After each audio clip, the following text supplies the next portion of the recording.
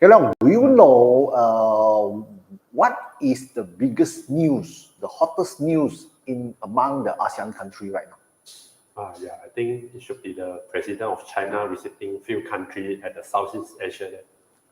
Yes, Xi Jinping, the president Xi is visiting several countries, including Vietnam, China, and Vietnam, Malaysia, and Cambodia.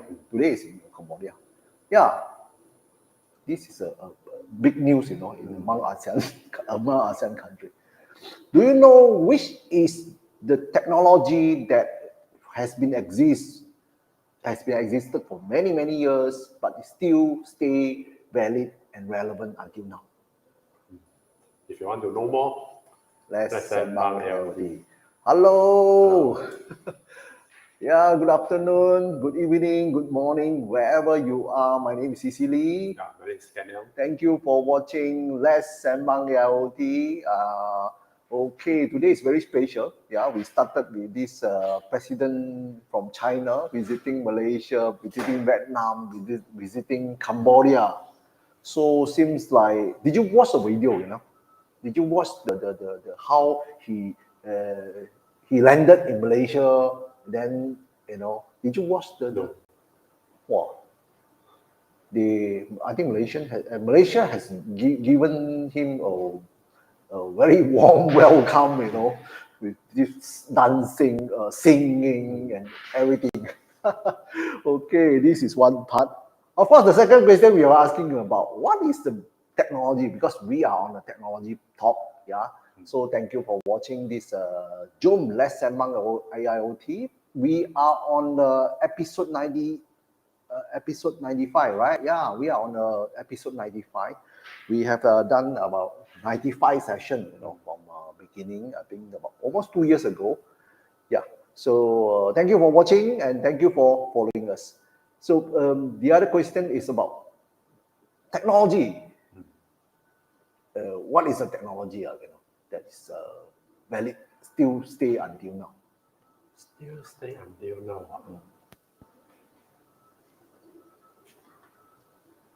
I think it's the PLC. That one, yeah. Until today, people still using it. Automation control. Yeah, it's a very old technology already. Yeah, automation control. Yeah. So of course, we cannot forget about IoT because we Sembang AIoT. IoT is one of the main components. So Internet of Things, yeah, I think we spoke about that many sessions ago, but then today maybe we want to present it in a different way. Does this Internet of Things really, you need to be connected to Internet? What do you think? If you look at the device right now, if let's say those, you find that sometimes we call it this is IoT, but if they didn't connect to Internet, yeah, huh? Then the naming got some problem already. Naming got some problem. Okay, let's go deep dive a little bit in this. Within this IoT, as this IoT, and then there's another one is the industrial IoT. Let's go deep dive a little bit on this. On this subject or on this naming. So I would like to just start out with something. IoT, Internet of Things. Of course, it is related to connectivity. Yeah, it's related to connectivity. Then, by the name itself, it has to be connected somehow with Internet. So that you call it Internet of Things. Yeah, but then over these many years, yeah. So what has it evolved? So because the application of it become more and more, and it appear in different sector. Yeah. So that's why we want to maybe deep dive a little bit, from here. Let's understand the fundamental. Okay, can we show? Okay, what is this IoT? Of course, Internet of Things. Internet of Things meaning some device that you have to somehow having a good connectivity, but it usually is related to some information transfer, data transfer, but at the end of the day, at the end of the nodes, or at the end of the day, it has to connect to internet for it to be more useful, more valuable. This, I think, is a basic definition of this Internet of Things. But then let's see. Let's see how Internet of Things has evolved. From in 1980s, in 1980s, Coca-Cola, okay, how they use Internet of Things device to measure the temperature of the vending machine, the drinks, the Coca-Cola, at this vending machine, they want to know whether it's cool enough or not. How do I do it? So they use internet, putting some sensor to acquire the data, so they know. Wow, very happy. I know that I want to keep this temperature at a certain level. It's cool, very good. Yeah, this is happening in Coca-Cola. The second one will be in the toaster. I think I still remember 1990s. There are many things people want to talk about remote control their home. One of them is the toaster. Turning on off the toaster. Bread toaster can be one of them. It can be other, cooking machine or things like that. Yeah, so that can be one of them. The third one, in 1993, the live video feed over internet from a coffee pot from this Cambridge University. They were so very happy about that. So you can see the Internet of Things is actually started from a very human related life, life. I mean, it's related to a very lively thing. Yeah. So I think for this part, why do you think so? Why is this Internet of Things? They are all started. See, Coca-Cola, some bread toaster, and coffee, all related to food. All related to food. Actually, what I'm thinking is, first when I look at the toaster, I was thinking, is using a Wi-Fi or wireless thing, or is a LAN cable connected to the toaster there? 1990 something, 1990s, maybe Wi-Fi is not very widely used yet. So there's a LAN cable connected to the device. Yeah, should be a cable, should be a cable. You see, until now, anything related to food, do you see when you order food dishes, when you attended dinner, what is the first thing that people see when the food comes?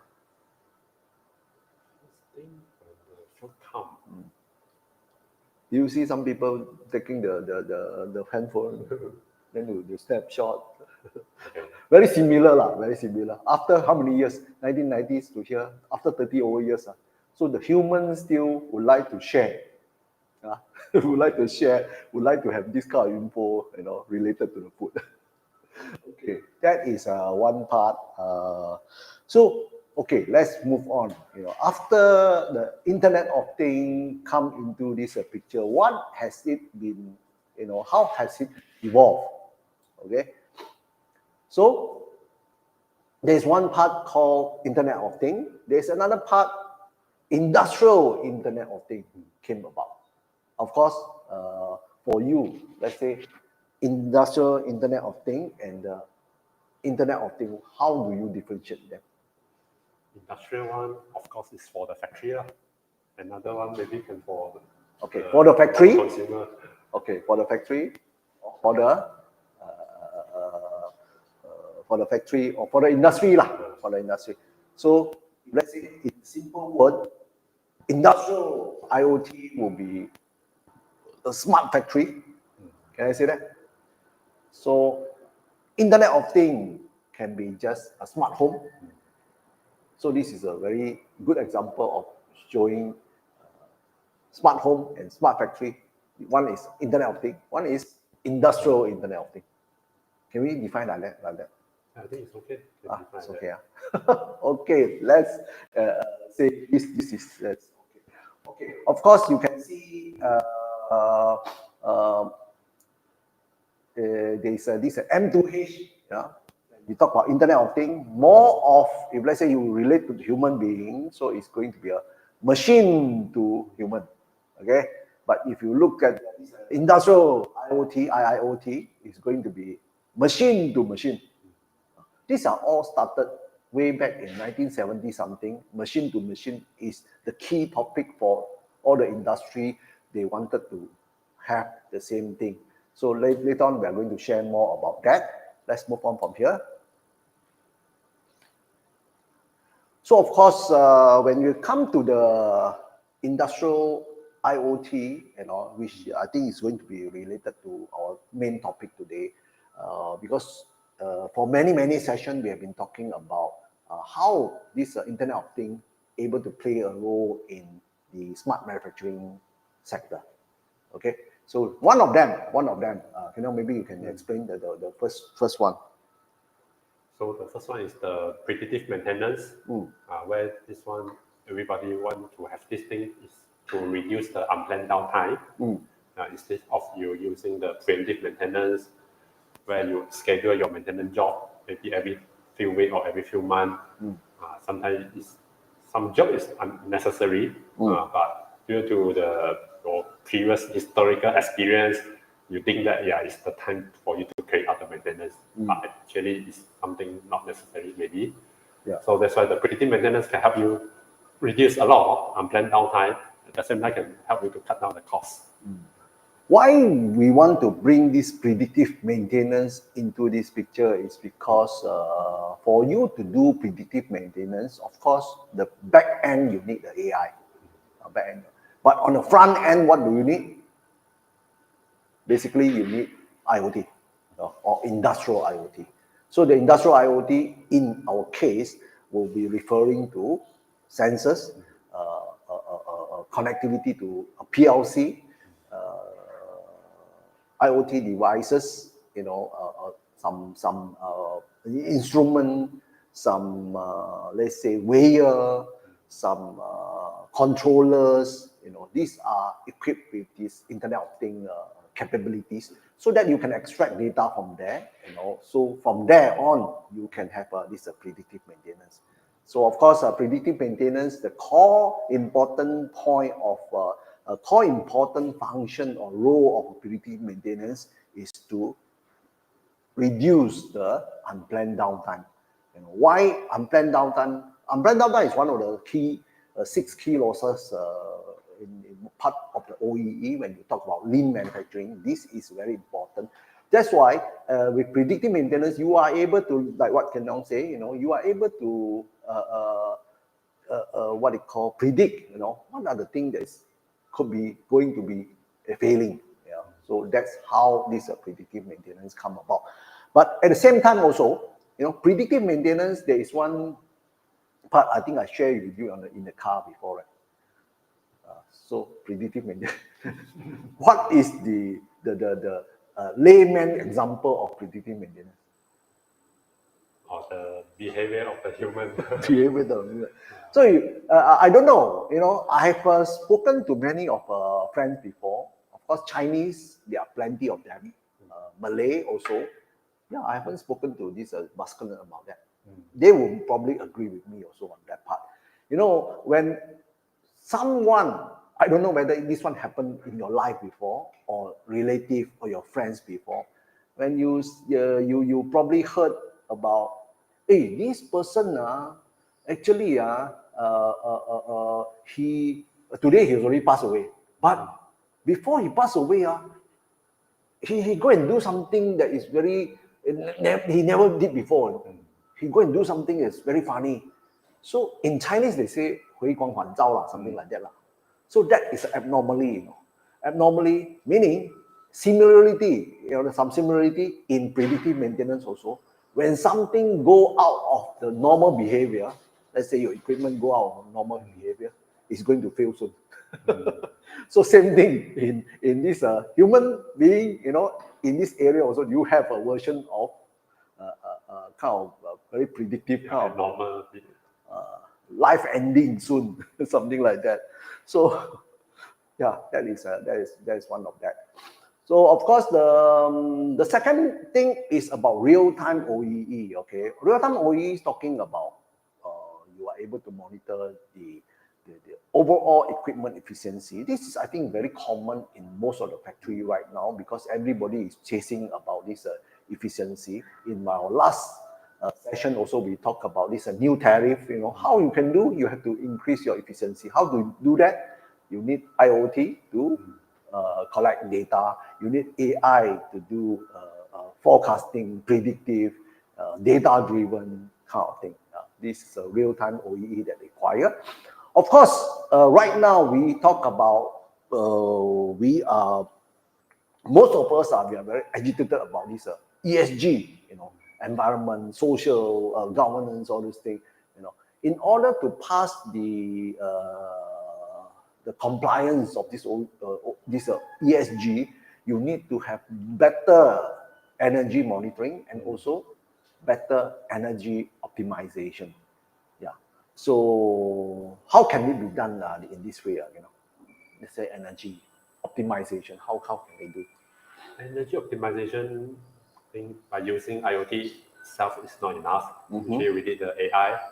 So by using the data collected from for example, the smart meter, then we can use the AI to analyze the pattern, to find out which part of the problem. And from there, the AI can come up with some optimization plan, give you some suggestion on how to improve the efficiency of your machine usage. Yeah, so machine usage and also looking at your history of usage, he can suggest to you, oh, what should you run in order to have a best optimization. Yeah, this is something related to data. When you want data, you need IoT. Okay, this is the third one. Of course, a process and data-driven plus AI, digital twin. We also spoke about this digital twin. All of these one without IoT also you are not able to do anything. Yeah.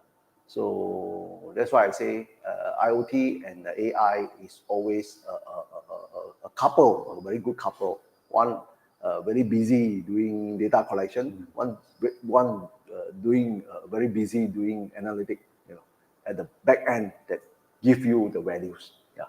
So maybe for process data driven or digital twin, of course we need a huge amount of data to build the digital twin.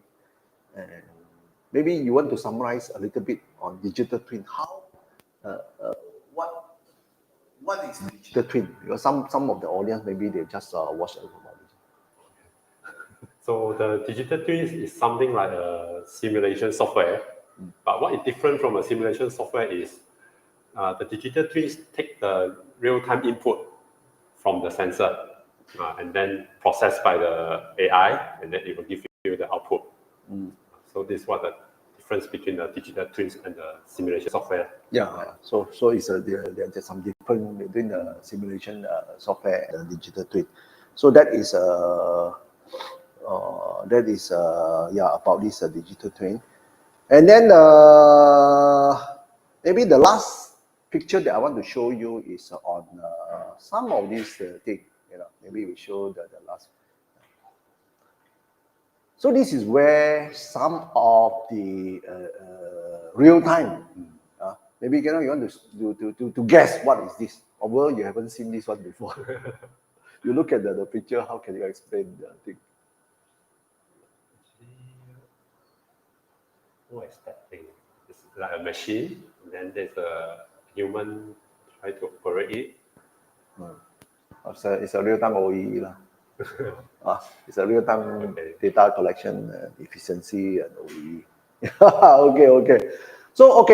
So having talked about this part, actually, I hope you can have a kind of different understanding about this Internet of Things right now.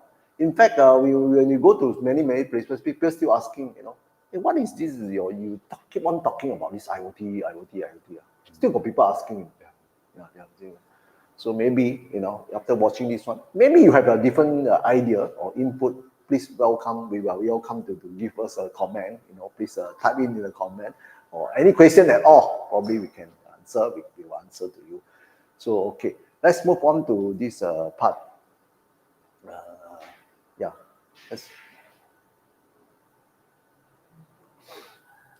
so what is these people shouting about? Maybe so this one is a machine down. machine down. So what you have to do? So you have to shout.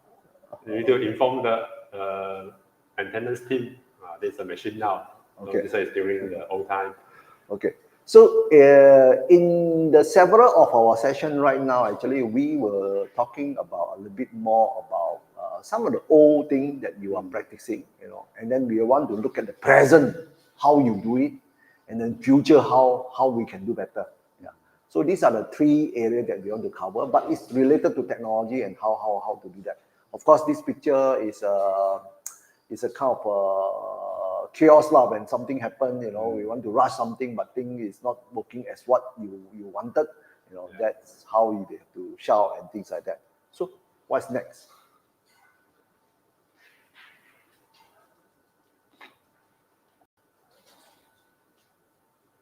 Okay, so this one is the current one where we have some. You can see on the left-hand side, that one is the Wi-Fi antenna. So, okay. And then on the bottom is a IoT gateway, where you connected to some sensor or some I/O module. You can collect the data from there and then transmit it out to a tablet on the operator hands there. So if let's say there's something goes wrong, so the operator can get the alert through the tablet. So it's different from the past where you rely on the people to shout on each other, but now you can get the alert through the tablet already. Okay. This is really because of some equipment or some instrument that is available in the new era.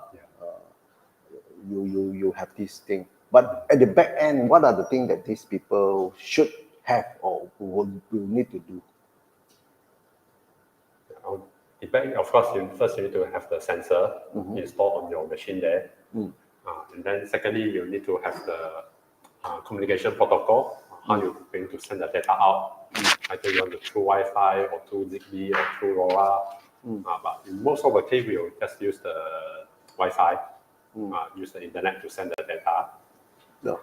And then the tablet not only serves as a purpose of visualization, but you also can have another purpose. For example, we use it to do to calling, to ask for help.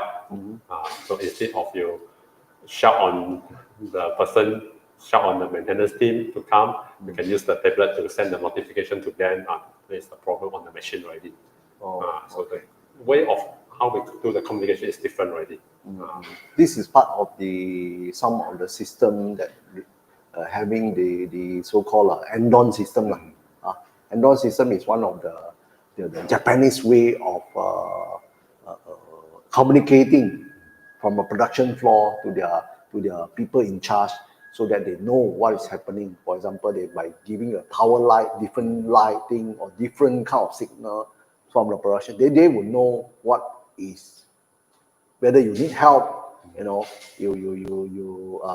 do you want to transfer, what the message that you want to transfer from the indicator. They know what to do. For example, you can see some in the production, there is some light blinking, keep on blinking. That means, it can mean that the material is going to run low, so what you should do, you have to prepare more material to be sent to you. So that is how things can be done, and presently right now we can have that thing. What about this? Well, this one is the future already. This one is future. Okay. Where the process can be connected through the blockchain. So whatever thing happen in every stage, it can be recorded down, put into the chain there. So if let's say in the future there is something happen, some defect occur, so we can trace back. So we can know every stage what is happening. So roughly you can know which part caused the problem. Okay, but right now also with the current thing also they can also track.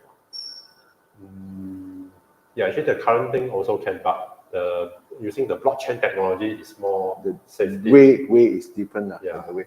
So blockchain is also one of the key technology that is evolving also very fast, where you those information actually you cannot alter one. You know. Once you key in, it's there already. Yeah. It's all linked up together. You cannot alter. So that will give you more what they call more accurate or more transparent kind of data set that giving up to you. Yeah. It's not on the blockchain. The current one, usually people will go into database, edit. You can edit. So using blockchain, you cannot already. So these are the thing that you can have. This one is under the isolated machine and hyper ecosystem. Yeah. So okay, is that all? Yeah. So these are so today is a very short session that we want to put this one up today, more on the, what they call the IoT, how IoT playing its role in this smart manufacturing, and what are the current or past, being able to use the current technology to help to bring you to a current stage, and in the future how you can expand. So okay, very short one from us today. So we want to just share this part to you.